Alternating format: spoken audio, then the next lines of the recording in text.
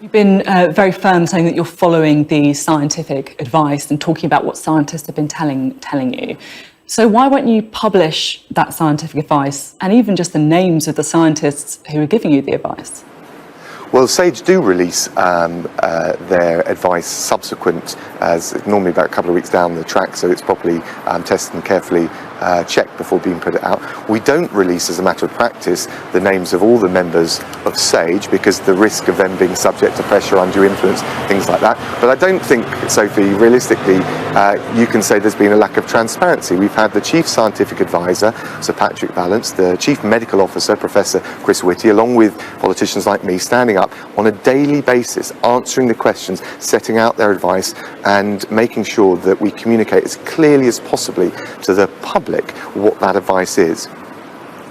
It's interesting saying that I'm saying that you're not being transparent. You were saying a bit earlier that if you did one thing, then journalists would criticise you. And look, I'll level you with you. You know, the poll out by Sky News last week showed that people trust politicians like you a lot more than journalists like me when it comes to these dealing with the coronavirus epidemic. But at the same time, you know, my job is to try and get answers. And it does feel like on some things we're not really sure what those answers are. You know, we don't know what the plan is or what the thinking is around the lockdown exit. We don't know who's on the committee of scientists. We don't get that scientific advice until it's slightly delayed. You know, you can't blame us for asking these questions. And it does feel as if there are some things that you're not telling us. Why not? I don't blame you, Sophie. I've come on the show because I embrace that scrutiny. I've done the press conferences because it's critically important.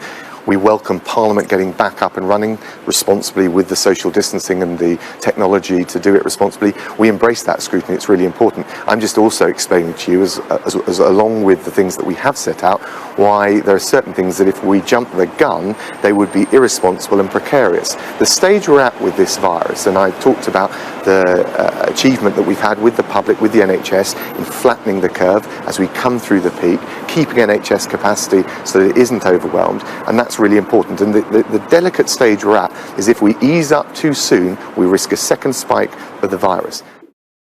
Now, there's been a lot of criticism, of course, well-documented criticism, saying the government was too slow to get testing up and running in the previous months.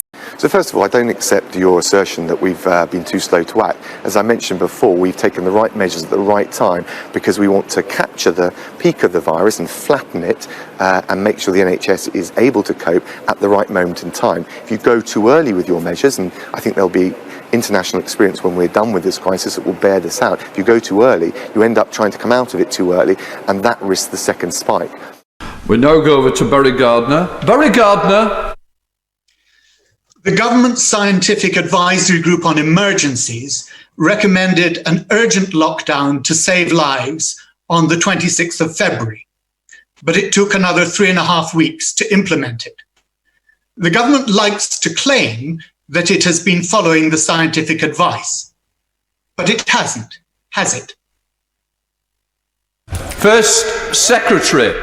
I thank the honourable gentleman. We have at every stage, from January when the original crisis started to break out in China, right the way through to the moment several weeks ago where we announced our social distancing measures, followed meticulously, carefully and assiduously the advice both from the Chief Scientific Advisor and the Chief Medical Officer. And as a result of that, and as a result of the measures we've put in place, two things have happened. First of all, we've protected our precious NHS. It hasn't been overwhelmed in the way some had feared, and also, and I pay tribute not just to the key workers, which we've talked about, but the huge sacrifices made by the great British public. Because of their compliance with the social distancing measures, we are starting to come through this peak, and that has only happened because we have taken the right decisions based on the evidence that we've had at the right moment in time. And I have to say to the honourable gentleman, that's exactly what we'll continue to do.